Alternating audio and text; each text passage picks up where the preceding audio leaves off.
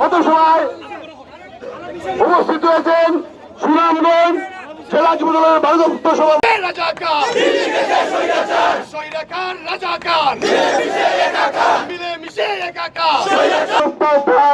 আজকে আমরা দেশের জনগণের জানমাল নিরাপত্তাহীনতায় ভুগেছে।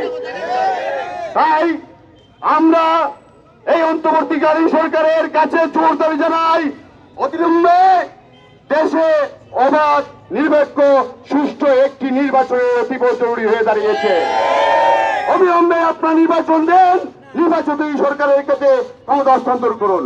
সম্মানীয় অতিথি, মত সন্ত্রাসের মাধ্যমে জামাত শিবির বাংলাদেশকে একটি অরাজক পরিস্থিতি তৈরি করেছে, একটি সন্ত্রাসের রাজত্ব কায়েম করার প্রচেষ্টা লিপ্ত রয়েছে।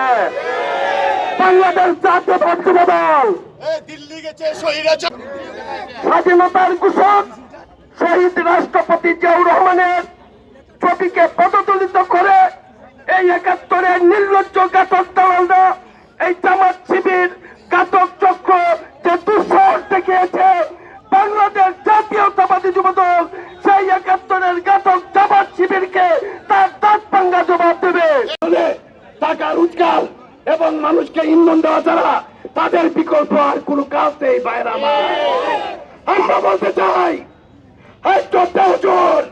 আপনি ছিলেন আওয়ামী লীগের দালাল।